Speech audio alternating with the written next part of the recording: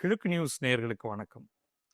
நம்ம சில நாட்களுக்கு முன்னாடி இந்திய சுதந்திரம், அதுல முக்கியமாக பிரிட்டிஷ் பிரதமர்களுடைய பங்கு அப்படிங்கிறத பத்தி பேசியிருந்தோம். சர்ச்சில், அட்லி இதுல யார் பிரதமராக இருந்ததுனால என்ன நடந்தது அப்படின்ட்டு.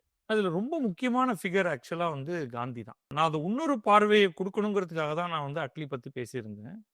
பட் இந்தியா சுதந்திரம் அடையறதுக்கு ஒரு நபருடைய மிக அதிகமான பங்களிப்புன்னா அது காந்தி மட்டும்தான். வேற யாருமே கிடையாது. மற்றவர்கள் எல்லாம் காந்தி தனியா நிக்கிறாரு. மத்தவங்கலாம் அங்கங்க சின்ன சின்ன துகள்களாக இருக்காங்களே தவிர, காந்திக்கு அருகில் கூட வருவதற்கு யாருமே கிடையாது. ஆனா அப்படிப்பட்ட காந்திங்கிறவர் எப்படி உருவானார்? அவர் எங்க சில வித்தைகளை எல்லாம் கத்துக்கிட்டாரு? அப்படிங்கிறத பத்தி நம்ம இப்ப பார்த்துருவோம் டீட்டெயிலா.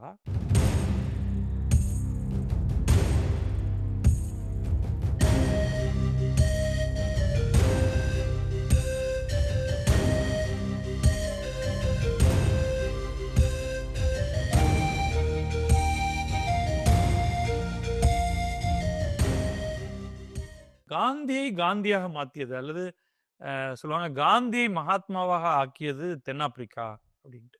தென்னாப்பிரிக்கால பல சுவையான சம்பவங்கள் நடந்தது. முதல்ல காந்திங்கிறவர் தென்னாப்பிரிக்காவுக்கு எப்படி போய் சேர்ந்தாரு? தென்னாப்பிரிக்காவே முதல்ல தென்னாப்பிரிக்காவாக இல்ல. அது எல்லாத்தையும் பார்த்துருவோம். காந்தி அ நல்ல வசதி வாய்ப்பான குடும்பத்தில பொறந்தவர். பிரிட்டன்ல அ வக்கீல் படிப்புக்காக போறாரு. வழக்கறிஞராக அங்க படிச்சுட்டு, அவர் இந்தியா திரும்பி வராரு. இந்தியா திரும்பி இதுல வேலைக்கு போறாரு. அ வழக்கறிஞர் ஆன உடனே வழக்கறிஞர் வேலைக்கு போகுறதுக்கு அவர் மும்பை அப்ப பாம்பே. பாம்பேல வழக்கறிஞராக போறாரு. வழக்கறிஞராக போய் அவருக்கு அ உண்மையிலே அவருக்கு சரியாக கேஸ் நடத்துறதுக்கோ, அல்லது வக்கீல பார்த்து பேசுறதுக்கு கூட நெறைய தடுமாற்றம். அத பத்தி அவரே எழுதியிருக்காரு. காந்தியுடைய முதல் கேஸ் நீதிபதிக்கு முன்னாடி பேசுறதுக்கு அவருக்கு நாக்கு எழவே இல்ல. ரொம்ப அவமானப்பட்டு போயிட்டேன். ரொம்ப கூனி குறுகி போயிட்டேன் அப்படின்னு சொல்றாரு. அதுக்கப்புறம் ரொம்ப நெறைய கேஸஸ்லாம் வரல. ஒரு மாதிரி வருமானத்துக்கு சிக்கல் தான். மேலும் மேலும் பெற்றோர்கள்ட்டேருந்து பணத்த எதிர்பார்த்து, அப்பாட்டேருந்து பணத்த எதிர்பார்த்து வாழ வேண்டிய நிலை தான் இருந்தது. அந்த சமயத்துல அவருக்கு ஒரு ரொம்ப நல்ல வாய்ப்பு ஒண்ணு கிடைக்குது. இந்த காலகட்டத்துல அதாவது 1890கள்னு வச்சுக்கங்க. இந்த காலகட்டத்துல தென்னாப்பிரிக்கா நம்ம சொல்லக்கூடியது ஒரு முழு நாடாக ஆகியிருக்கல. அங்கே 4 காலனிகள் இருந்தன. அதுல 2 பிரிட்டிஷ் காலனி. கேப் காலனின்னு ஒண்ணு, நட்டால் அப்படின்னு ஒண்ணு.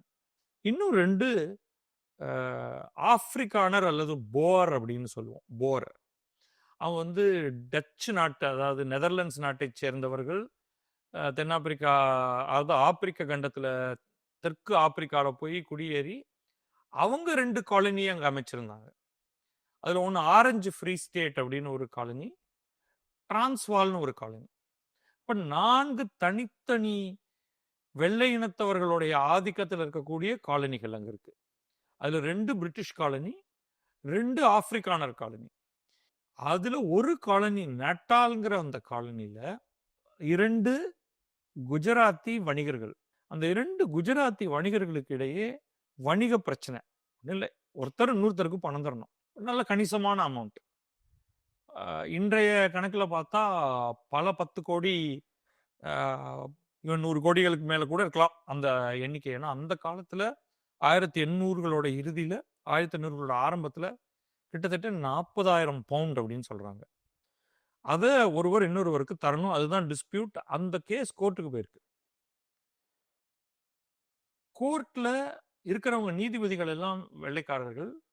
வாதாடுறவர்கள் வெள்ளைக்காரர்கள். இந்த வணிகர்கள் குஜராத்திகள். அவர்களுக்கு குஜராத்திய தவிர வேற எதுவும் பேசத் தெரியாது. ஆனா வக்கீல்களுக்கு பிரீஃப் குடுக்கணும். வாதாடணும்னா என்ன விஷயம்? எங்க பிரச்சனை? நம்ம தரப்பு கேஸ் என்னன்னு சொல்லணும். அத சொல்றதுக்கு யாரும் சரியா இல்ல. அப்ப இந்த அப்துல்லாங்கிற வணிகர் எனக்கு குஜராத்தியும், ஆங்கிலமும், சட்டமும் தெரிந்த ஒருத்தர் வேணும். அப்படி ஒரு ஆள அனுப்பி விடுப்பா அப்படின்னு தனக்கு தெரிந்தவர்கள் மூலமாக இந்தியாலேருந்து ஒரு ஆள் வேணும் அப்படின்னு கேட்கிறாரு. அப்ப அது அது காந்தியோடைய நண்பர் ஒருவர் காந்திகிட்ட அந்த கேஸ கொண்டு வர்றாரு. "நீ போக முடியுமாப்பா? நல்ல சம்பளம் தராங்க. நீ ஏன் இங்க ஓட்டிட்டு இருக்க? அங்க போனாலாவது உனக்கு ஒரு ஏதோ மாசம் சம்பளம் கிடைக்கும். பிளஸ் நீ கோர்ட்ல வாதாடணுங்கிறதே இல்ல. உனக்கும் நெறைய விஷயங்கள் கத்துக்கலாம். நீ போய் வாதாடுறதுக்கான தேவையில்ல. அங்க இருக்கிற வெள்ளைக்கார சீனியர் வக்கீல்களுக்கு அ அப்துல்லா சொல்ற குஜராத்தில சொல்றத கேட்டுக்கிட்டு, அத ஆங்கிலத்திலயும் சட்டபூர்வமாகவும் இதுதான் விஷயம் அப்படின்னு சொல்ல வேண்டியது தான். போ 1 வருஷம் இரு, நல்லா சம்பாதி, திரும்பி வா அப்படின்னு. உடனே இவர் ஓகே அப்படின்னு எடுத்துக்கிட்டு போறாரு. அப்படிதான் போறாரு. 1893ல தென்னாப்பிரிக்கா போறாரு. இப்ப அவருடைய திட்டம் என்னவாக இருக்குன்னா, இந்த வழக்குக்கு நம்ம பிரீஃப் அ இன்டர்மீடியேட் வேலைய பண்றோம். எல்லா வேலையும் முடிச்சதுக்கு அப்புறமா சம்பாத்தியத்த வாங்கிட்டு கிளம்பி கப்பல்ல ஏறி திருப்பி இந்தியா வந்துருவோம். இங்க மீண்டும் வழக்கறிஞராக வேலைய தொடருவோம் அப்படின்ட்டு. இப்படிதான் நடக்குது. ஒரு 1 வருஷம் கேஸ் போகுது. 1894ல இந்தியா திரும்பி வந்துரணும் அப்படின்னு முடிவெடுத்து டிக்கெட்லாம் வாங்கிடுறாரு. அப்ப அவருடைய குடும்பம் எதுவும் அங்க கிடையாது. காந்தி தனியா அங்க இருக்காரு.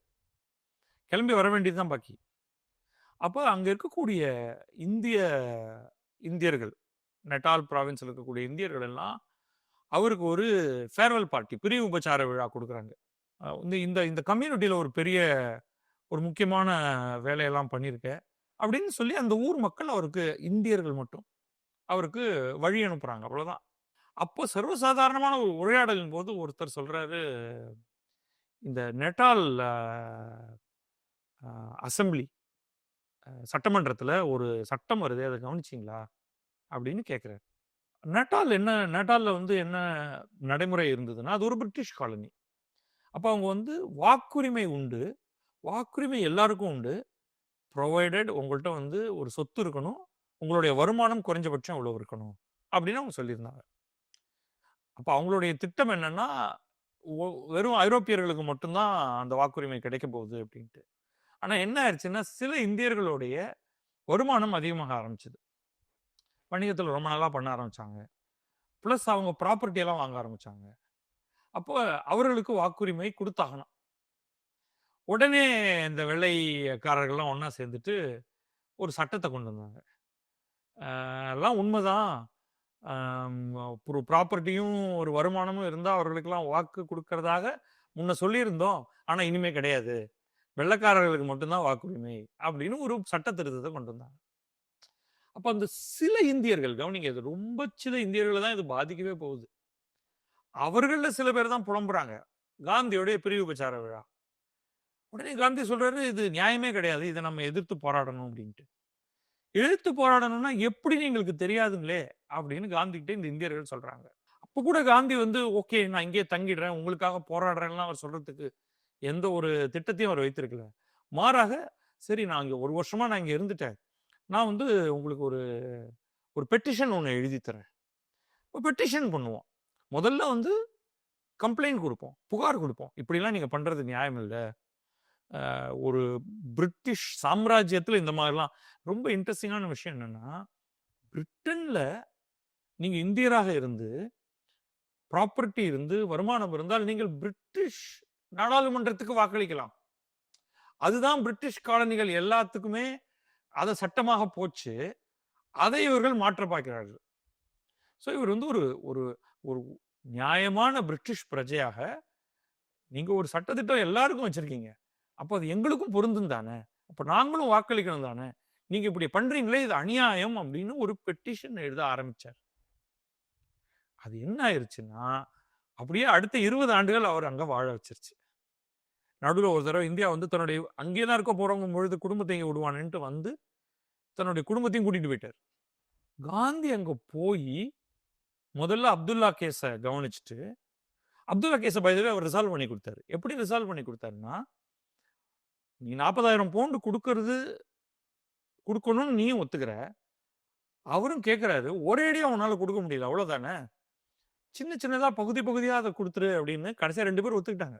ஒத்துக்கிட்டு அவுட் ஆஃப் கோர்ட் செட்டில் பண்ணிட்டாங்க. சோ இங்க வந்து என்ன பார்க்கிறோம்னா, காந்திக்கு வந்து ஒரு கான்ஃப்ளிக்ட்ட ரிசால்வ் பண்றதுக்கு அவர் ஒரு பெரிய வழக்கறிஞராக வாதாடிய திறமை இல்லை என்றாலும், செட்டில்மென்ட் எப்படி பண்றது? அப்படிங்கிறத அவர் வந்து இந்த 2 குஜராத்தி வணிகர்களுக்கு இடையே ஒரு ஒப்பந்தத்தை ஏற்படுத்தி, ஒரு வழக்கை முடித்து வைத்ததிலிருந்து அத நம்ம பார்க்கிறோம். அவருடைய திறமைய பார்க்கிறோம். ஸோ அவர் அடுத்த கட்டம் என்ன ஆகுதுன்னா, நம்ம அந்த ஆப்பிரிக்கால என்ன நடக்குது அப்படிங்கிறத பார்த்துருவோம். So 2 colony. இந்த 2 காலனிகளுக்கும் இடையில அடுத்து 2வது யுத்தம் வருது. செகண்ட் போர் வார். இந்த யுத்தம் நடக்கும் பொழுது காந்தி நேட்டால்ல இருக்காரு. நேட்டால் வந்து பிரிட்டிஷ் காலனி. அவர் இந்தியாவிலேருந்து போறாரு. India British colony. ஸோ அவர் தன்னை ஒரு பிரிட்டிஷ் பிரஜையா கருதிட்டு அந்த போர்ல அவர் ஒரு ஆம்புலன்ஸ் கோர் அப்படின்னு ஒரு ஆம்புலன்ஸ் படை, அது அவர் ஒரு வாலண்டியர் படையில அவர் ஈடுபடுறாரு. அது அடிபட்டு காயம்பட்டு இந்த போர்ல அடிபட்டு காயம்பட்டவர்களை கொண்டு போய் மருத்துவமனையில போறது. அவ்வளவுதான். அது நேரடி போர் கிடையாது. பட் அவர் வந்து தன்னை ஒரு விசுவாசமான பிரிட்டிஷ் பிரஜையாக அந்த கட்டத்தில் அவர் கருதுறாருங்கிறதையும் பார்ப்போம். பட் இந்த போர்கள் நடந்து முடிஞ்சதுக்கு பிறகு 2 தரப்பும் ஒன்னா சேர்ந்து ஒரு அக்ரிமெண்ட்டுக்கு வராங்க. அந்த அக்ரிமெண்ட் என்னன்னா, இந்த 4 பிரிட்டிஷ் காலனிகளையும் 2 பிரிட்டிஷ் காலனி, 2 போர் காலனிகளையும் ஒன்றாக இணைத்து ஒரு நாட்டை உருவாக்குவது. அந்த நாட்டுக்கு தென்னாப்பிரிக்கா என்று பெயர் சூட்டுவது. இப்ப காந்தி அங்க இருக்கும் பொழுதுதான் தென்னாப்பிரிக்கா அப்படிங்கிற ஒரு நாடே உருவாகுது. ஸோ தென்னாப்பிரிக்காங்கிற ஒரு நாடு உருவாகிடுது. இது தனியா வச்சுப்போம். இப்ப என்ன ஆகுதுன்னா, இந்த ஒன்றிணைந்த தென்னாப்பிரிக்காவுக்கு பிரிட்டிஷ் தலைமையின் கீழே வந்துருது. இது பிரிட்டிஷ் காலனி ஆயிடுது. ஆனா ஆப்பிரிக்கானர்கள் தான் அதிகம். ஆப்பிரிக்கானர் போருங்கிறத நான் மாத்தி மாத்தி ரெண்டு ஒருத்தர் தான். நான் மாறி மாறி சொல்றேன் அந்த பெயர்களை. ஆனா ஆப்பிரிக்கானர்கள் தான் அதிகம். தேர்தல் நடக்குது. அதுல வந்து லூயி போத்தா அப்படிங்கிறவர் வந்து அந்த நாட்டுடைய பிரதமர் ஆகிறார். அவர் ஒரு ஆப்பிரிக்கானர். அது போர். அவருக்கு கீழே ஜெனரல் ஸ்மட்ஸ்ங்கிறவர் வந்து ஒரு சீனியர் மினிஸ்டர் ஆகிறார். யான் ஸ்மட்ஸ் அப்படிங்கிறவர். இவரும் முக்கியமானவர். இந்தியர்கள் இங்க எப்படி வராங்க அப்படின்னு பார்க்கணும் நம்ம. இப்போ முதல்ல இந்த வெள்ளையர்கள் அந்த இடத்துக்கு போன உடனே கருப்பர்களை அடிமைப்படுத்தி எந்த வேலையும் அவர்களால் செய்ய முடியவில்லை. அவங்கள வந்து கண்ட்ரோல் பண்ணவே முடியல இவங்களால. அப்போ அவங்க வந்து ஏற்கனவே இந்தியா போன்ற பல நாடுகளை அவர்கள் ஆங்கிலேயர்கள் தங்களுடைய கையில் வச்சிருக்காங்க. அப்போ அவங்க வந்து ஒரு புதுமையான ஒரு முறையை கொண்டு வராங்க. ஏகப்பட்ட ஏழைகள் இருக்காங்க இந்தியாவில். முக்கியமாக வந்து மெட்ராஸ் ப்ராவின்ஸ் எடுத்துங்க. தமிழர்கள், தெலுங்கர்கள். அதே மாதிரி கொஞ்சம் உத்தரப்பிரதேசம், பீகார் போன்ற பகுதியை சேர்ந்தவர்கள். இவர்களுக்கெல்லாம் வந்து அவங்க சிம்பிள் ஆஃபர் ஒன்று கொடுக்குறாங்க. நீங்கள் பயங்கர ஏழையாக இருக்கீங்க, நான் உங்களுக்கு வந்து ஒரு இவ்வளவு ரூபா கொடுத்துட்றேன். ஆனால் நீங்கள் வந்து 6 ஆண்டுகள் எங்களுக்கு நாங்கள் வந்து உங்களை ஆப்பிரிக்கா கூட்டு போவோம். அவங்க ஆப்பிரிக்காவுக்கு மட்டும் கூட்டு போகல, ட்ரினிடாட், ஃபிஜி போன்று உலகத்தின் பல பகுதிகளுக்கு, கரிபியன் பகுதி, அந்த மாதிரியாக ஆப்பிரிக்காவுக்கு அழைத்து செல்லப்பட்டவர்கள் தான் இந்த கொத்தடிமைகள். இப்போ அவங்க என்னன்னா, இந்த ஒரு குறிப்பிட்ட காலம் இன்டென்ச்சர்டு லேபரர்ஸ் அப்படின்னு ஆங்கிலத்தில் சொல்லுவோம். குறிப்பிட்ட காலம் அவர்கள் சுகர் பிளான்டேஷன்ல வேலை செய்யணும். கரும்பை விளைவித்து அதை பாகாக காய்ச்சி அதிலிருந்து சர்க்கரையை தயாரித்து அதை பிரிட்டிஷ்காரர்கள் பிரிட்டனுக்கு ஏற்றுமதி செய்து அவர்களுடைய வருமானத்தை அவர்கள் பெருக்கிக் கொள்வார்கள். இது முதல்ல இந்த கரும்பு பிளான்டேஷன் வந்து இந்த மாதிரி ட்ரினிடாட், ஜமைக்கா போன்ற இடங்கள்ல ஆரம்பிச்சது. அது தென்னாப்பிரிக்காவிலும் உருவாக்கலாம். எதுக்கு இவங்களுக்கு சர்க்கரை அப்படின்னா டீல போட்டு சாப்பிடுறதுக்கு. ஸோ நீங்க கோதுமை இதெல்லாம். ஸோ ஒரு விதத்தில் நீங்க என்ன பார்க்குறீங்கன்னா, வெள்ளையர்கள் அங்கே கேபிட்டலிஸ்டா போறாங்க. அங்கே வர்த்தகம் செய்வதற்காக கொஞ்சம் இந்தியர்களும், கொத்தடிமைகளாக பெரும்பாலான இந்தியர்களும் போறாங்க. இப்படி எக்கச்சக்கமாக போன இந்தியர்கள் இந்த கரும்பு தோட்டத்துல வேலை செய்ததற்கு பிறகு அடுத்து அங்கே சுரங்கங்கள், கரி சுரங்கங்கள் கிடைக்குது. அதற்கு அடுத்த கட்டமாக அங்க வந்து வைரச் சுரங்கங்கள், தங்கச் சுரங்கங்கள்லாம் கிடைக்குது. அதுலயும் வேலை செய்யறாங்க. அதுக்கப்புறம் அங்க இருக்கக்கூடிய அந்த சவுத் ஆப்பிரிக்கன் காலனி வந்து சாலை போடுவதற்கு போன்ற பல்வேறு வேலைகளுக்கு இந்தியர்களை பயன்படுத்துறாங்க. இன்றைக்கும் அங்கே ஒரு குறிப்பிட்ட எண்ணிக்கையில இந்தியர்கள் வசிக்கிறார்கள் தென்னாப்பிரிக்காவில் அப்படிங்கிறது ஞாபகம் வச்சுப்போம். இது 2வது பேக்ரவுண்ட். இப்போ பாலிடிக்ஸ்க்கு வருவோம். ஏன்னா நமக்கு இந்த பேக்ரவுண்ட் தெரியாம நம்ம பல விஷயங்களை புரிஞ்சுக்க முடியாது. ஸோ இப்போ நம்ம தமிழர்கள், தெலுங்கர்கள் போன்ற பலர் அங்க இருக்காங்க இல்லையா? தமிழர்கள், தெலுங்கர்கள், ஹிந்தி பேசுபவர்கள், குஜராத்தி பேசுபவர்கள். இந்த 4 மொழி பேசுபவர்களும் தென்னாப்பிரிக்கால வசிக்கிறார்கள். இதுல வந்து வருமானம் பெறுபவர்கள்னு பார்த்தா அவர்கள் குஜராத்திகள் தான். காந்தியுடைய கம்பேட்ரியாட்ஸ் அப்படின்னு வச்சுக்கோங்க. வருமானம் மிக மிக குறைவாக இருப்பவர்கள் அப்படின்னு பார்த்தா கொத்தடிமை முறையில போய் கரும்பு தோட்டத்திலும் கரிச்சுரங்கத்திலும் வேலை பார்க்கக்கூடியவர்கள். இதுதான் பேக்ரவுண்ட்.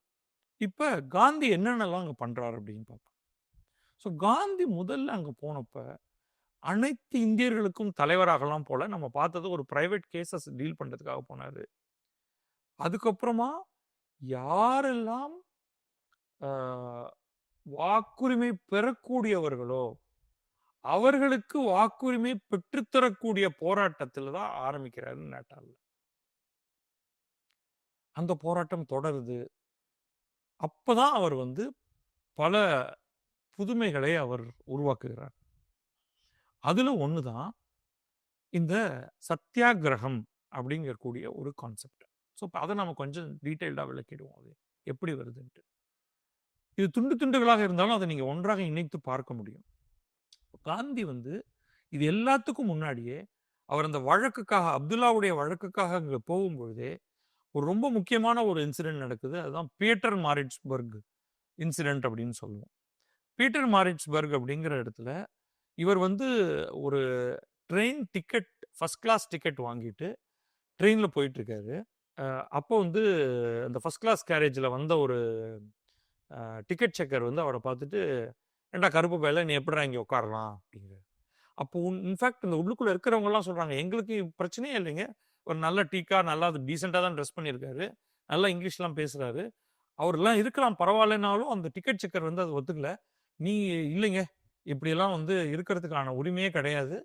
இவருக்கு வந்து 3rd கிளாஸ் தான் இவர் போகணும்னு சொல்லி ஒரு ஸ்டேஷன்ல, இந்த பீட்டர் மாரிட்ஸ்பர்க்ங்கிற ஸ்டேஷன்ல சட்டையை பிடிச்சி அவரை பிடிச்சி ரயில்லேருந்து கீழே வெளில தள்ளி விட்டுறாரு. இந்த ஒரு சிச்சுவேஷன், இந்த ஒரு இன்சிடென்ட் வந்து இவருக்கு காந்திக்கு ரொம்ப ஆரம்பத்தில், நாம சொல்றது வந்து 1893லயே அவர் ரொம்ப ஆழமா பதிஞ்சிருது. இந்த மாதிரி இந்த இந்த நாட்டுல வந்து ஒரு ஒற்றுமை, ஒரு யூனிஃபார்ம் ட்ரீட்மெண்ட் அப்படிங்கிறது இல்ல. இங்க வந்து ஒரு பயங்கர ஏற்றத்தாழ்வு இருக்கு, இனவாதம் என்பது இருக்கிறது அப்படிங்கிறது அவருக்கு தெரிஞ்சிருது. அப்ப அதை அவர் எப்படி எதிர்கொள்றாரு? உடனடியாக அவர் அதை எதிர்கொள்ளல, அதை இன்டர்னலைஸ் பண்ணிக்கிறார். ஆனாலும் அவர் உடனடியாக ஒரு அடுத்து கூட ஒரு பெரிய போராட்டத்தை கொண்டு வரல. பட் தனக்குள்ள ஒரு இதை பத்தி யோசிச்சிருக்கணும் ரொம்ப. ஒரு போராட்டம்ங்கிறது என்ன? இப்ப நீங்க வந்து இந்த மாதிரி ஒரு சிச்சுவேஷன்ல நீங்க தென்னாப்பிரிக்கா போறீங்க. அங்கே ஆட்சி அதிகாரம், போலீஸ், வன்முறை, இது எல்லாமே வந்து ஒரு மைனாரிட்டி வெள்ளையர்கள் கையில இருக்கு. இந்தியர்களும் ஒரு மைனாரிட்டி, ஒரு பெரிய மெஜாரிட்டி அங்க இருக்கு, கருப்பினத்தவர்கள் மெஜாரிட்டி. அவர்கள் செய்வதறியாது இருக்காங்க. அவங்களுக்கு படிப்பு இல்ல, அவங்களுக்கு இடையே ஒரு ஒற்றுமை இல்ல, அவர்களுக்கு ஒரு போராட்டத்துக்கான ஒரு வடிவம் இல்ல அந்த காலகட்டத்துல. ஏன்னா இது வந்து இது ரொம்ப ரொம்ப முக்கியமான ஒரு பாயிண்ட் நம்ம கவனிக்கணும். அந்த காலகட்டத்துல போராட்டம் என்றால் அது ஒரே ஒரு போராட்டம் தான், கையில ஆயுதம் ஏந்தி போராடுறது. காந்தி இது எல்லாத்தையும் அனலைஸ் பண்ணிட்டு அவர் வந்து ஆயுதம் ஏந்தி போராடினால் பலனே இல்லை அப்படிங்கிற முடிவுக்கு வர்றாரு. எந்த விதத்துல வன்முறையை செலுத்துவது? அவர் வன்முறையை பார்க்கிறாரு எங்க? பிரிட்டிஷ் போர்ல இருக்கக்கூடிய வன்முறையை அவர் பார்க்கிறாரு. ஏன்னா 2வது பிரிட்டிஷ் போர் சண்டையின் போது அவரே அதுல ஆம்புலன்ஸ் கோர்ல வேலை பார்க்கிறாரு இல்லையா, ஒரு வாலண்டியரா. அப்போ வன்முறை, கொலை, துப்பாக்கிச்சூடு, பெண்கள் தாக்கப்படுவது, குழந்தைகள் தாக்கப்படுவது எல்லாத்தையுமே பார்க்கிறாரு. அப்போ அவர் வந்து வன்முறையில் இருந்து நகரணும் அப்படிங்கிறது வந்து ரொம்ப தெளிவா முடிவு பண்ணிடுறாரு. ஆனா போராடணும். எப்படி போராடுறது? ஸோ அவருடைய யூஷுவல் மாடல் வந்து ஃபர்ஸ்ட் மாடல் உலகம் முழுக்க, இந்தியாவில் ஏற்கனவே அது பயன்பாட்டில் இருந்தது, இஸ் பெட்டிஷன். நீங்க ஒரு புகார் கடிதம் அனுப்புவீங்க, நீங்க ஒரு அப்ளிகேஷன் போடுவீங்க. ஐயா நீங்கள் செய்வது நியாயம் அல்ல, ராணி நீங்கள் செய்வது நியாயம் அல்ல, ராஜா நீங்கள் செய்வது நியாயம் அல்ல, அப்படின்னு பிரிட்டிஷ் அரசருக்கு நீங்க ஒரு கடிதம் எழுதுவீங்க. இங்க பிரைம் மினிஸ்டருக்கு ஒரு கடிதம் எழுதுவீங்க. அவன் அதெல்லாம் கிழிச்சு போட்டு போயிட்டே இருக்கான். ஸோ அப்பதான் வந்து இவர் வந்து ஒரு மெத்தட் ஒண்ணு திடீர்னு இவருக்கு ஒரு நாளைக்கு உருவாகுது. அதுக்கு நடுவுல வந்து மல்டிபிள் லிட்டில் ப்ராப்ளம்ஸ் என்ன அப்படின்னு பார்த்துருவோம். ஸோ ஒண்ணு வந்து இந்த ஃப்ரான்சைஸ் ஆக்ட், நெட்டால் ஃப்ரான்சைஸ் ஆக்ட். இந்த நெட்டால் ஃப்ரான்சைஸ் ஆக்ட்ல வந்து என்ன வருதுன்னா, இப்ப நம்ம ஏற்கனவே சொன்ன மாதிரி இந்தியர்கள் அல்லது ஐரோப்பியர்களை தவிர, வெள்ளை தோல் கொண்டவர்களை தவிர வேறு யாரும் வாக்களிக்க முடியாது. அதே மாதிரி பல்வேறு சின்ன சின்ன சட்டங்கள் வருது. நேட்டால்லேயே காந்தி போன்ற வெள்ளை தோல் இல்லாதவர்கள் நீதிமன்றங்களில் வழக்காட முடியாது. நீ பிரிட்டன்ல தான் போய் படிச்சுட்டு வந்திருக்க. ஆனா நீ வந்து வக்கீலாக இருக்க முடியாது. அப்படின்னு அந்த மாதிரி ஒரு சட்டம் ஒண்ணு கொண்டு வராங்க. இவர் அதை எதிர்த்து போராடுறாரு. அதற்கு அடுத்து இன்னொரு ஒரு பெரிய விஷயம் வந்து டிரான்ஸ்வால்ல நடக்குது. நம்ம 4 ப்ராவின்ஸ் சொன்னோம். 4 ப்ராவின்ஸும் ஒண்ணா சேர்ந்துருச்சு. இந்த டிரான்ஸ்வால் ப்ராவின்ஸ்ல என்ன நடக்குதுன்னா, இந்த ரெஜிஸ்ட்ரேஷன் ஆஃப் மேரேஜ் ஆக்ட் அப்படின்னு ஒண்ணு கொண்டு வராங்க. ஸோ அங்க என்ன பெரிய இஷ்யூ அப்படின்னா, இந்தியர்களுடைய திருமண முறைன்னு ஒண்ணு இருக்கு. முஸ்லிம்கள் இந்தியர்களிலேயே இந்துக்களுக்கான ஒரு திருமண முறை இருக்கு. முஸ்லிம்களுக்கான ஒரு திருமண முறை இருக்கு. ஸோ டிரான்ஸ்வால் அரசு என்ன சொல்லுதுன்னா, நாங்க அதை ஏற்றுக்கொள்ள மாட்டோம். எங்களை பொறுத்த வரைக்கும் நீங்க ரெஜிஸ்ட்ரேஷன் பண்ணணும்.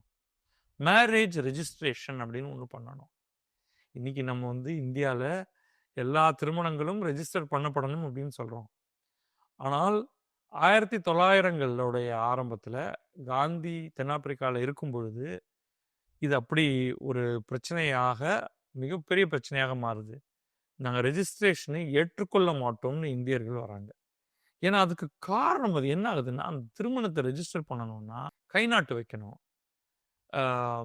ஒரு ரெஜிஸ்ட்ரார் முன்னாடி கணவன் மனைவி 2 பேரும் போகணும்.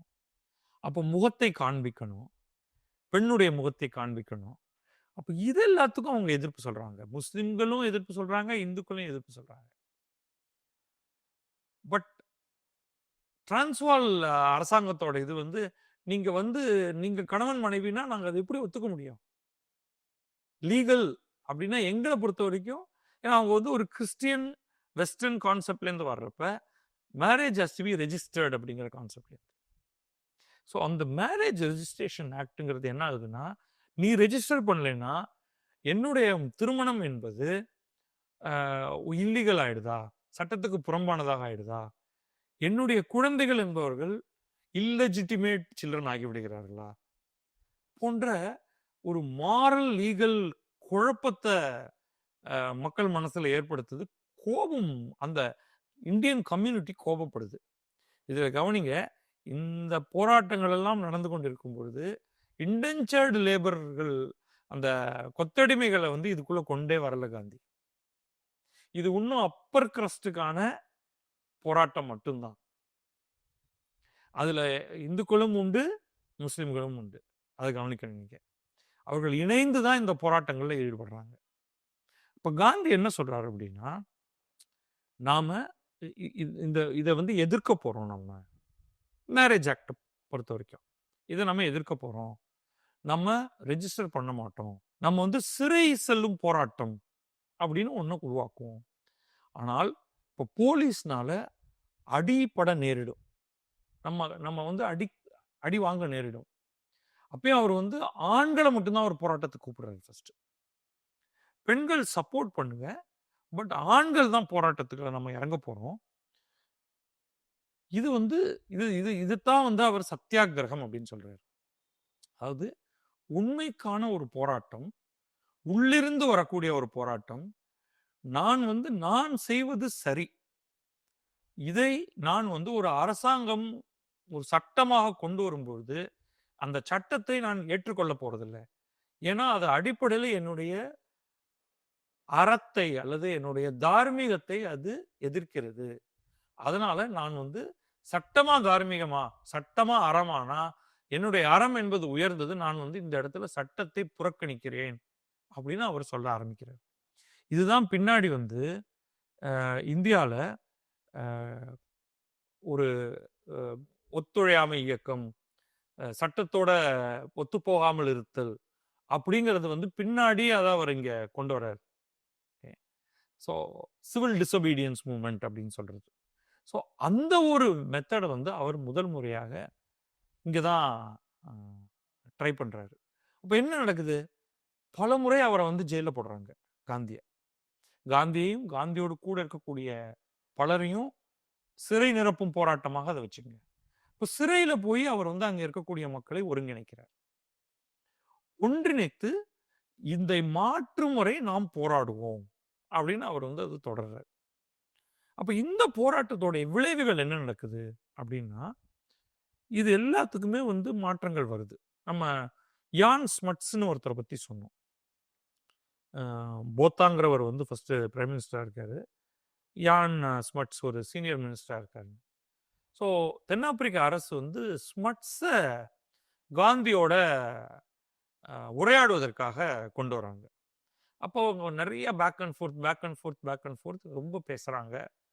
பல ரவுண்ட் ஆஃப் பேச்சுவார்த்தை நடக்குது. இது எல்லாம் பின்னாடி வந்து காந்தி இந்தியாவில் இது எல்லாமே அவர் ரோல் அவுட் பண்ண போறாரு. இப்போ காந்திக்கு சில அடிப்படைகள் அவர் ரொம்ப தெளிவாக அவர் புரிந்து கொள்கிறார். உங்க கையில வலுவான உண்மை இருந்ததுன்னா, நீங்க எவ்வளவு பலம் வாய்ந்த அரசாக இருந்தாலும் அதற்கு முன்னால போய் நீங்க உங்களுடைய கருத்தை எடுத்து வைக்க முடியும். நீங்கள் செய்வது சரியல்ல, உங்களுடைய பிரான்சைஸ் ஆக்ட்ங்கிறது சரியில்லை, அது நியாயத்துக்கு புறம்பானது, நீங்க வந்து ஐரோப்பியர்கள் அல்லாதவர்கள் கோர்ட்ல வந்து வாதாட முடியாது என்று சொல்வது சட்டமாக நீங்க விதிச்சிடலாம், ஆனால் நியாயத்துக்கு புறம்பானது, நீதிக்கு புறம்பானது, நாங்கள் அதை ஏற்க மறுக்கிறோம். அதே மாதிரி உங்களுடைய மேரேஜ் ஆக்ட் அப்படின்னு நீங்க எடுத்துக்கிட்டீங்கன்னா அது ஏற்றுக்கொள்ளக்கூடியது அல்ல, நாங்கள் அதை ரெஜிஸ்டர் பண்ண விரும்ப மாட்டோம், நாங்கள் அதை மறுக்கிறோம் அப்படின்னு அவர் வந்து ஒவ்வொரு ஆக்டா நட்டால்ல கொண்டு வரக்கூடிய சட்டமாக இருக்கட்டும், டிரான்ஸ்வால்ல கொண்டு வரக்கூடிய சட்டமாக இருக்கட்டும், இது ரெண்டுத்தையுமே அவர் வந்து தொடர்ச்சியாக அவர் எதிர்க்கிறார். மக்களை ஒன்று திரட்டுகிறார், மக்களுக்கு விளக்கி சொல்கிறார், மக்களை தன் பின்னால் அணிவகுக்க வைக்கிறார். இந்த பாயிண்ட்ஸ் எல்லாம் ரொம்ப முக்கியம். இப்போ நீங்க கவனிச்சீங்கன்னா நான் திரும்ப இந்த 2 ஸ்டேட்டை தான் நான் சொல்றேன். கேப் காலனியில் ஒரு பெரிய பிரச்சனை கிடையாது, ஆரஞ்சு ஃப்ரீ ஸ்டேட்லையும் பிரச்சனை கிடையாது, ஏன்னா அங்கே இந்தியர்களே கிடையாது. ஸோ பெரும்பாலான பிரச்சனைகள் நட்டாலையும் டிரான்ஸ்வால்லையும் மட்டும்தான் நடக்குது. ஸோ இந்த பிரச்சனையை அவர் வந்து எதிர்கொண்ட விதம் தான் இந்த இடத்துல முக்கியம். இது எல்லாமே புதுமை. ஒரு பெரும் மக்கள் திரளை முன்வைக்கிறது, அவர்களுக்கு முன்னாடி தான் தலைவராக நிற்கிறது, அவர்கள் அத்தனை பேர்ட்டையும் ஒரு விஷயத்த சொல்றது, ஜெயிலுக்கு போக நீங்கள் தயங்கக்கூடாது, அடி வாங்க தயங்கக்கூடாது, உயிரே போனாலும் தயங்கக்கூடாது, உங்கள் கையை ஓங்கக்கூடாது, எந்த வன்முறையிலும் ஈடுபடக்கூடாது, நம் தரப்பு நியாயத்தை காண்பித்துக் கொண்டே இருக்க வேண்டும், எதிராளியை வெறுக்கக்கூடாது. இது ரொம்ப ரொம்ப ரொம்ப ஆச்சரியமானது. ஏன்னா இதற்கு முன்னாடி வரைக்கும் இப்படி உலகத்துல ஒரு போராட்டத்தை யாரும் செயல்படுத்தியதே கிடையாது. நியாயம் அநியாயம் அப்படிங்கறத வந்து பேசுவாங்க. நியாயம் அநியாயம்ங்கிறது 2 தரப்புகள், ஆளும் தரப்பு ஆளப்படும் தரப்பு பேசுவது உலகம் முழுக்க நடந்திருக்கு. ஆனா அந்த கோபம் வரும்பொழுது கையில வந்து எதையாவது தூக்கிடுவாங்க, குறைஞ்சபட்சம் கல்லால் எடுத்து அடிச்சிருவாங்க, எதையாவது தீ வச்சிருவாங்க. காந்தியுடைய ஸ்பெஷாலிட்டியே இந்த தென்னாப்பிரிக்காவில் இந்த பட்டை தீட்டப்பட்ட இந்த திட்டமே இது எல்லாவற்றையும் சுய ஒழுக்கம், சுய கட்டுப்பாடு அப்படிங்கிறத அமேசிங்கா கொண்டு வந்தது. இது வந்து ஒரு ஒரு அன்பிலீவபிள் கான்செப்ட். இதுக்கு வந்து நிச்சயமா இதோடைய காப்பிரைட் வந்து முழுக்க முழுக்க காந்தி தான். அன்றிலிருந்து இன்று வரை எங்கெல்லாம் இந்த முறை பயன்படுத்தப்பட்டிருக்கோ வெற்றி வந்திருக்கு, ஆயுதம் எங்கெல்லாம் தூக்கப்பட்டிருக்கோ தோல்வி மட்டும்தான் வந்திருக்கு. சில இடங்கள்ல ஆயுதத்தை தூக்கிவிட்டு அதற்கு பிறகு திருப்பி காந்தியன் மெத்தடுக்கு வந்து வெற்றி அடைந்திருக்கு. பல தென்னாப்பிரிக்காவே சொல்லலாம், பிற்காலத்தில் மண்டேலா குறிப்பிட்டு சொல்லலாம், அயர்லாண்டை குறிப்பிட்டு சொல்லலாம், இன்னும் பல இடங்களை சொல்லலாம். நம்ம திருப்பி காந்திக்கு வந்துடுவோம். ஸோ இப்போ இந்த மாதிரியாக அவர் வந்து இவர்கள் அனைவரையும் ஒன்றிணைக்கும் பொழுது பல பிரச்சனைகளை அவர் எதிர்கொள்ள வேண்டியிருந்தது. அவரே வந்து வெள்ளையர்களோட போய் பேசுறாரு அப்படின்னு சலசலப்பு. ஸோ இங்க காந்தியுடைய இன்னொரு பக்கத்தை நம்ம பார்க்கணும். காந்தி என்ன சொன்னார்னா, நான் உன்னோடு போராடுகிறேன், ஆனா உன்னோடு பேசிக்கொண்டே இருப்பேன் அப்படின்னு. அந்த ஒரு விவாதத் தன்மை. அவர் தொடர்ந்து அந்த விவாதத்த தன்மையை அவர் எடுத்துக்கிட்டார். அடுத்தது ஒரு மிட் பாயிண்ட்க்கு வர்றது. நீ சொல்றது முழுக்க முழுக்க அநியாயம். நான் சொல்றது முழுக்க முழுக்க நியாயம். ஆனா, நான் ஒரு அரேஞ்ச்மென்ட்க்கு வர்றதுக்கு ஒரு இடைப்பட்ட இடத்துக்கு வர தயாராக இருக்கேன். தோ எனக்கு வந்து அது ஒரு சமரசம் தான் என்றாலும், நான் அதுக்கு தயாரா இருக்கேன். உண்மையிலே இப்போ ஒரு உதாரணத்துக்கு இப்போ ஒருத்தர் உங்கள்ட்டேருந்து வந்து நீங்க ரூ. 10 வச்சிருக்கீங்க. அவர் ரூ. 10 பிடுங்கிடுறாருன்னு வச்சுக்கோங்க. இப்ப நியாயம் என்பது என்ன? அந்த ரூ. 10 நீங்கள் மீண்டும் பெறுவது. ஆனா, இப்ப எதிராளி சொல்றான், இல்ல, இல்ல இந்த ரூ. 10 என்னோடதுங்கிறான். நீங்க அவன் கூட உட்கார்ந்து பேச்சுவார்த்தை நடத்துறீங்க. கடைசியா நீங்க வந்து அவன் சொல்றான், ஓகே இந்தா ரூ. 2 தரேன் அப்படின்னு. இங்க சரின்னு அத வாங்கிக்கிட்டு, இது நியாயம் இல்ல நீ செய்யறது. இருந்தாலும் நீ கொடுக்கக்கூடிய இந்த ரூ. 2 நான் எடுத்துக்கொள்கிறேன். ஆனால் என்னுடைய போராட்டம் தொடரும் அப்படின்னு சொல்றது. ஸோ ஸ்மட்ஸ் வந்து இத இத வந்து ஸ்மட்ஸே இத கண்டு ஆச்சரியப்படுறார். ஸோ ஜெனரல் ஸ்மட்ஸ் தான் இந்த போராட்டத்துல ஆப்பிரிக்கானர் அதாவது ஆப்பிரிக்கானர் இல்ல பை தென் தென்னாப்பிரிக்க அரசின் தரப்புக்காக போராடிட்டு இருக்கிறார். அவர் பேச்சுவார்த்தையில் ஈடுபட்டு இருக்கார். இப்ப காந்தி வந்து அவரோடு தொடர்ந்து பேசுறார். ஒரு எக்ஸாம்பிள் எடுத்துப்போம். ஸோ காந்தி என்ன சொல்றாருன்னா, இந்த மேரேஜ் ரெஜிஸ்ட்ரேஷன் ஆக்டுக்கே காந்தியுடைய தரப்பு என்ன? மேரேஜ் ரெஜிஸ்ட்ரேஷன் ஆக்ட நீக்குவது. ரொம்ப ஸ்ட்ரெயிட் ஃபார்வர்டு. ஸ்மட்ஸ் வந்து நீக்கினால் அவர்களுக்கு ஒரு பெருத்த பின்னடைவு. அவன் கொண்டு வந்திருக்கிறதே உன் மேல ஒரு அழுத்தத்தை சுமத்தணுங்கிறதுக்காக. நீக்கிட்டா நீங்க வந்து ஜெயிச்சிருவீங்க. அதாவது இந்திய தரப்பு ஜெயிச்சிரும். நீக்காமல் அதை வைத்திருப்பது எப்படி? ஆனா அதுல பெரிய ப்ராப்ளம் இருக்கு. இந்தியர்கள் வேலைகளை செய்ய மறுக்கிறார்கள். சிக்கல் ரொம்ப அதிகமாகிட்டு இருக்கு. ஸோ காந்தி வந்து அவங்க ஒரு பிரில்லியண்டான ஒரு ஸ்ட்ராட்டஜிக்கு வர லுக், நீ சட்டம் கொண்டு வர, நான் அந்த சட்டத்தின்படி நடக்க மாட்டேங்கிறேன். ஏன்னா அந்த சட்டம் நியாயமற்றதுங்கிறேன். நீ சட்டத்தை நீக்கிக்கொள். நான் வாலண்டரி ரெஜிஸ்ட்ரேஷன் ஒரு கான்செப்டுக்கு வரேன். நாங்கள் அத்தனை பேரும் ரெஜிஸ்டர் பண்ணுவோம்னு நான் சொல்லல. இந்தியர்கள் பலர் தன்னியல்பாக எங்களுடைய திருமணத்தை ரெஜிஸ்டர் பண்ண தயாராக இருக்கும். சிலர், எல்லாரும் பண்ணணும்னு நீ சொல்லாத. யாரெல்லாம் விருப்பப்படுகிறோமோ நாங்க ரெஜிஸ்டர் பண்ணிட்டு போறோம். ஆனா நீ சட்டத்தை விளக்கிக்கொள். ஸோ ரெஜிஸ்ட்ரேஷன்ங்கிற கான்செப்டுக்கு நான் எதிர்க்கல. அதை நீ சட்டமாக கொண்டு வந்து என் மீது சுமத்தும் பொழுது அது அநியாயம் என்பதால் நான் அதை எதிர்க்கிறேன்.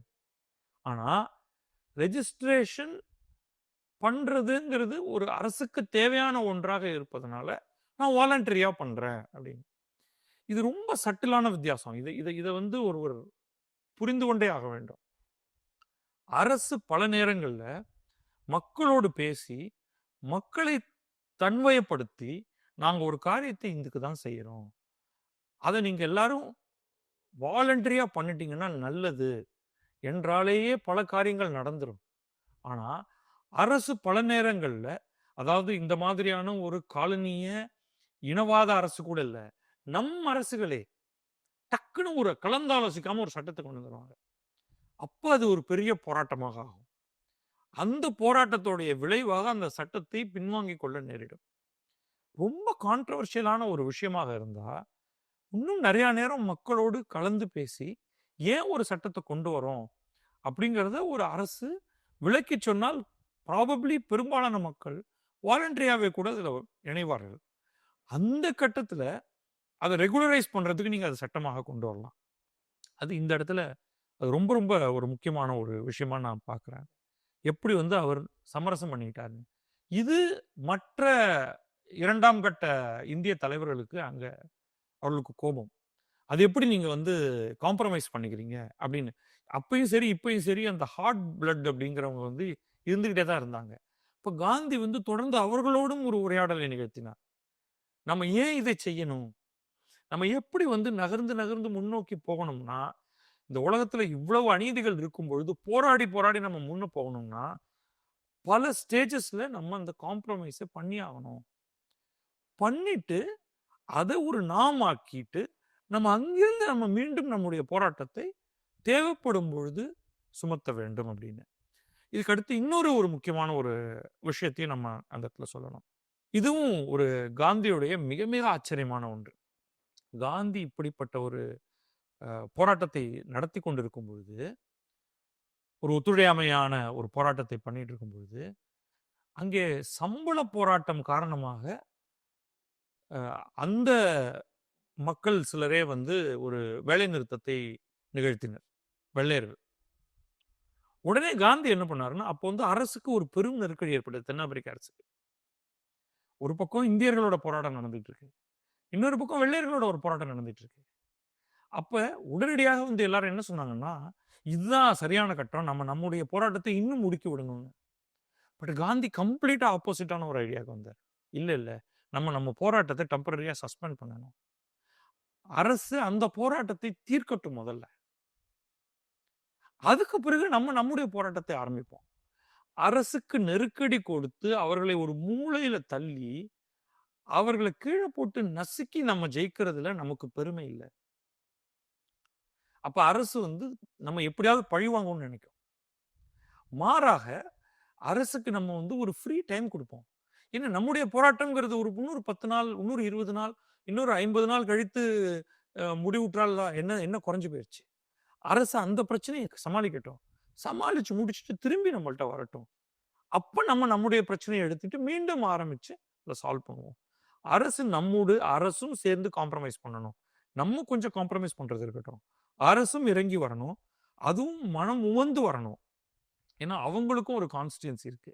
இப்ப வெள்ளை இனவாதிகள் இருக்கக்கூடிய ஒரு நாட்டுல வெள்ளை இனவாதிகள் தொடர்ந்து இந்தியர்களை ஒரு இடத்துல வைக்கணும். அவர்களும் கருப்பர்கள் இந்தியர்கள் எல்லாரும் 2ஆம் தர, 3ஆம் தர, 4ஆம் தர குடிமக்கள், மிருகத்துக்கு ஒப்பானவர்கள் அப்படிங்கிற எண்ணம் படைத்தவர்கள் இருக்காங்க. ஆனா அவர்களும் அங்க இருக்காங்க. வாடா உன்னை தீர்த்து கட்டிடுறேன் அப்படின்னு இல்லாம அவர்களை மனமாற்றத்தை நோக்கி கொண்டு போக வேண்டும் என்றால் ஒரு அரசு அவர்களையும் ரெப்ரசென்ட் பண்ணணும், நம்மளையும் ரெப்ரசென்ட் பண்ணணும்னா ஒரு கான்செப்ட் வந்து அவங்களுடைய கான்ஸ்டிட்யூன்சிலையும் they have to go and sell it என்று ஒரு ஐடியாவை அவர் வந்து கொண்டு வந்தார். இதுதான் வந்து உண்மையிலேயே அந்த தென்னாப்பிரிக்க அரசோடைய மனதை மாற்றியது. இந்த ஆளு வேற மாதிரியான ஒரு ஆளு. இவன் வந்து நம்ம நெருக்கடியா இருக்க போற சமயத்துல இன்னொரு சம்மட்டி அடி அடிப்போம் அப்படின்னு அடிக்காம இவருடைய பிஹேவியரே வேற மாதிரி இருக்கு அப்படின்னு சொன்னது அப்பதான் நடந்தது. அதே மாதிரி அவர் வந்து கடைசி வரைக்கும் இவரை ஜெயில போட்டது, இந்தியர்கள் மீது போலீஸை வைத்து தாக்குதல் நடத்தியது, இது எல்லாத்தையுமே முன்னின்று செயல்படுத்துபவர் ஜெனரல் ஸ்மட்ஸ். ஆனா காந்தி சிறையில் இருக்கும் பொழுது ஸ்மட்ஸுக்கு தன் கையால ஒரு செருப்பு தச்சு அனுப்புறாரு. அது வந்து ஸ்மட்ஸை வந்து கம்ப்ளீட்டா எமோஷனல் ஆக்கிறது. எப்படிப்பட்ட மனுஷன்டா இவனை வந்து நான் தினசரி இவனை வந்து எதிர்த்தரப்புல வச்சு இவனோட நான் போராடிட்டு இருக்கேன். இவனை ஒரு எதிரியாக நான் பார்த்துட்டு இருக்கேன். இவன் வந்து இஸ் கம்ப்ளீட்லி டிசார்மிங் மீ. என்னுடைய ஆயுதங்கள் எல்லாத்தையும் தூக்கி எரிய வச்சுட்டு என்னை நிராயுதபாணியாக ஆக்குகிறான்னு ரொம்ப ஒரு எமோஷனலான ஒரு லெட்டர் ஒன்று அவர் எழுதுவார். காந்தியை பத்தி அவர் பின்னாடி எழுதும் பொழுதும் கூட எனக்கு வந்து பிரிட்டிஷ்காரர்களோட, அதாவது அந்த ஆங்கிலோ போர் யுத்தம் நடந்தது இல்லையா, அதுல யுத்தத்துல ஒருவனை எதிரியாக வச்சு அவன் மேல துப்பாக்கியால சுடுறது எனக்கு ஈஸியா இருந்தது. எனக்கு காந்தி மாதிரி ஒரு ஆளோட ஒரு பேச்சுவார்த்தைகள் மூலமாக ஒரு பிரச்சனைய சரி செய்யறதுல எனக்கு ரொம்ப நிஜமாவே கஷ்டமாக இருந்தது அப்படின்னு. அப்ப அங்கதான் நம்ம வந்து இந்த சத்தியாகிரகம்ங்கிற ஒரு முயற்சி படிப்படியாக வெற்றி அடைவதை காந்தியால பார்க்க முடிந்தது. இதுல ரொம்ப இறுதியான ஒரு பாயிண்ட் மட்டும் சொல்லி முடிச்சுக்குவோம். இதை காந்தி பகுதியாகத்தான் தன்னுடைய போராட்டத்தை விரிவாக்கினார். எடுப்புல வந்து நான் தென்னாப்பிரிக்காவை இப்படி மாத்திர போறேன், அப்படி மாத்திர போறேன் அப்படின்னு அவர் சொல்லல. இண்டென்ச்சர்டு லேபரை ரொம்ப கடைசியில தான் அவர் கையில் எடுத்தார். அவர்களை ஒன்று திரட்டுவது என்பதை அவர் கடைசியாக கையில் எடுத்ததற்கு மொழி ஒருவேளை காரணமாக இருக்கலாம். அவருக்கு தமிழ், தெலுங்கெல்லாம் அவ்வளவாக தெரியாது. அவர் பெரும்பாலும் குஜராத்தி, இந்தி பேசுபவர்களை ஒருங்கிணைத்து பல போராட்டங்களை நடத்தி கொண்டிருந்தார். அதுல வெகு சில தமிழர்கள் இருந்திருக்கலாம். பட் இந்த இன்டென்ச்சர்ட் லேபர் வரும்பொழுது தான் நிறைய தமிழர்களும் தெலுங்கர்களும் உள்ள வராங்க. இப்போ தில்லையாடி வள்ளியம்மை அப்படிங்கிற பேர் நம்ம கேள்விப்பட்டிருக்கோம். அதெல்லாம் இந்த இன்டென்ச்சர்ட் லேபரர்ஸை ஒருங்கிணைக்கும் பொழுது தான் வராங்க.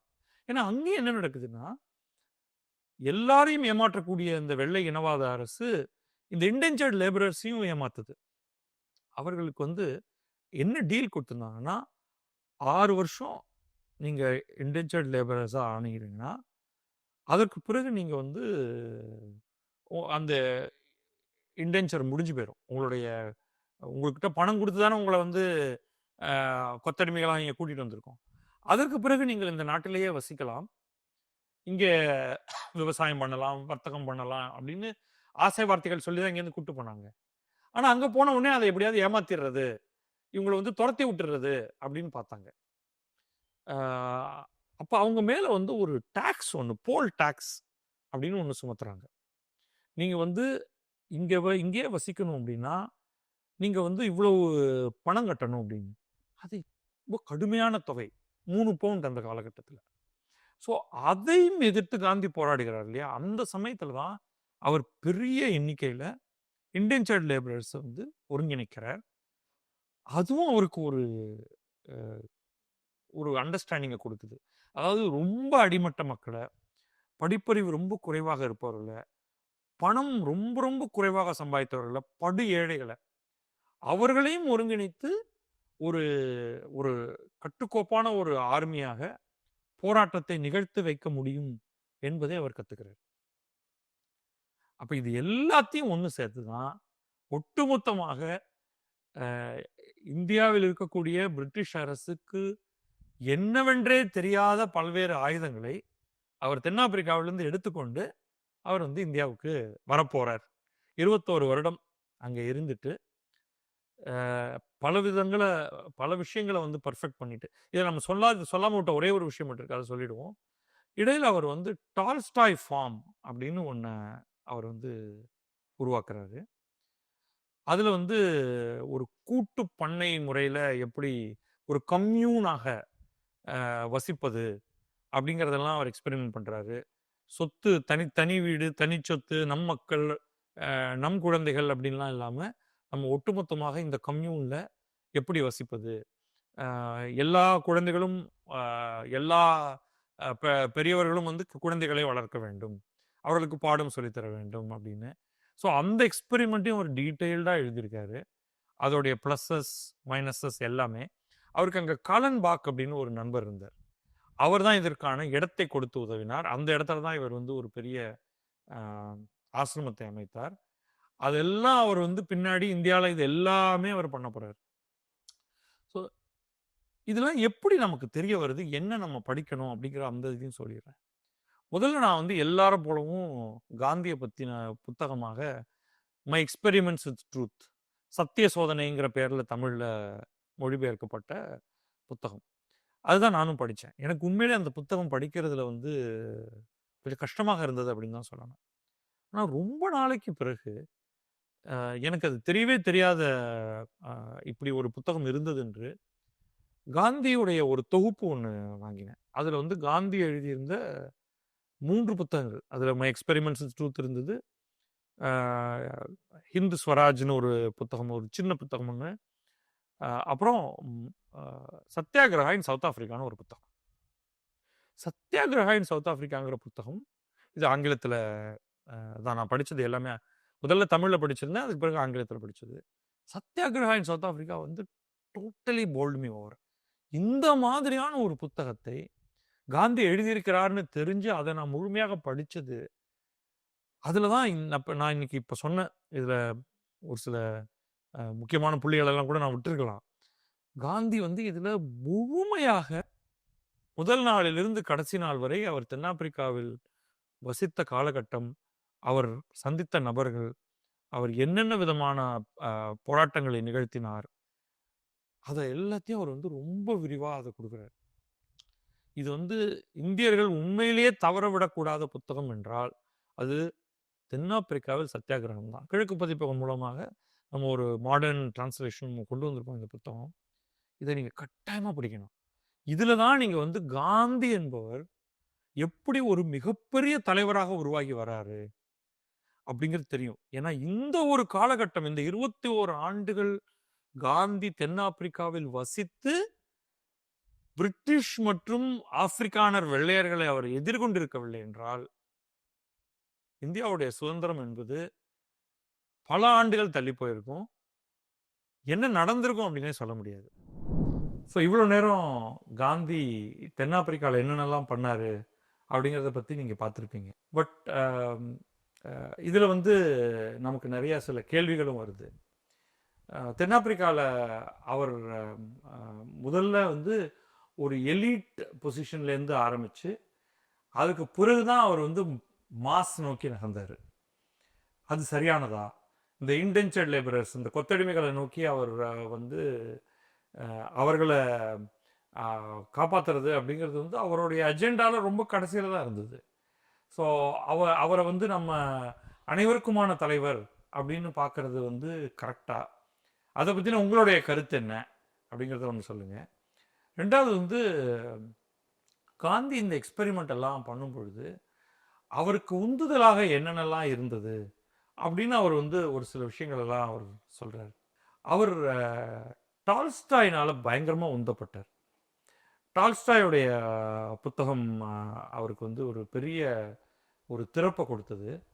அதே மாதிரி தமிழில் வந்து அந்த புத்தகத்தை நம்ம வந்து கடையனுக்கும் கடை தேற்றம், அன் டு த லாஸ்ட் அப்படின்னு ஒரு புத்தகத்தை அவர் வந்து குறிப்பிட்டு சொல்கிறாரு. இந்த மாதிரி வந்து அவரை சில புத்தகங்கள் பாதித்தது. அவர் ஒரு பெரிய படிப்பாளி அப்படின்னு நான் சொல்ல மாட்டேன். ஓரளவுக்கு ஒரு புத்தகமெல்லாம் அவர் படித்தார். அந்த புத்தகத்தோடைய பாதிப்பு வந்து எப்படியாவது வந்து அனைவருக்கும் எப்படியாவது அவங்கள வந்து கடைத்தேற்றம் செய்ய வேண்டும், அவர்களை காப்பாற்றணும் அப்படிங்கிறது அவருடைய ஒரு முக்கியமான ஒரு பாயிண்டாக இருந்தது. அது அவர் வெற்றி பெற்றார்னு நினைக்கிறீங்களா? அவர் வந்து தென்னாப்பிரிக்காலேயே இன்னும் இருந்திருந்தா இந்த இன்னைக்கு நம்ம அப்பார்த்தைடு அதுக்கு பிறகு மண்டேலாவெல்லாம் வந்து ஏகப்பட்ட வருடங்களுக்கு பிறகு ஒரு கிட்டத்தட்ட ஒரு 100 ஆண்டு கழித்து நடந்த ஒரு விஷயத்தை காந்தி தென்னாப்பிரிக்காவிலேயே தொடர்ந்திருந்தால் ஒருவேளை அப்பொழுதே அவர் சாத்தியப்படுத்திருக்கலாம். மேபி இன்னொரு 10 வருஷத்துல அவர் அதை விட்டுட்டு வந்தது சரியா? ஒரு யூனிவர்சல் சொல்யூஷன், உலகத்தில் இருக்கக்கூடிய அனைத்து பிரச்சனைகளுக்கும் காந்தியுடைய வழிமுறைகள் உண்மையிலேயே தீர்வை தருமா? ஏன்னா எங்க பார்த்தாலும் நம்ம ஆயுத போராட்டங்களை பார்க்கிறோம். அப்போ அந்த ஆயுத போராட்டங்கள் அது நம்ம வந்து இலங்கையிலிருந்து ஆரம்பித்து உலகின் பல்வேறு பகுதிகளில் இன்றைக்கும் நம்ம வந்து ஆயுத போராட்டங்களை பார்க்குறோம். ஒரு இஸ்ரேல் காசா போராட்டமாக இருக்கட்டும், ரஷ்யா உக்ரைனாக இருக்கட்டும், அங்கே காந்திய வழிமுறை என்பது என்ன? இப்போ காந்தி இருந்திருந்தா அந்த இடத்துல அவர் என்ன பண்ணியிருப்பார்? பாதிக்கப்படக்கூடிய பகுதியில் இருந்திருந்தா, காந்தி ஒரு பலஸ்தீனியராக இருந்திருந்தா, காந்தி ஒரு யுக்ரைனியராக இருந்திருந்தா என்ன பண்ணியிருப்பாரு? ஸோ இதை பற்றி உங்களுடைய கருத்து என்ன? இதெல்லாத்தையும் நீங்கள் பின்னூட்டத்தில் கொடுத்தீங்கன்னா நம்ம வந்து நிச்சயமாக இதை பற்றி மேலும் விரிவாக பின்னோட ஒரு முறையை நம்ம பேசலாம். நன்றி.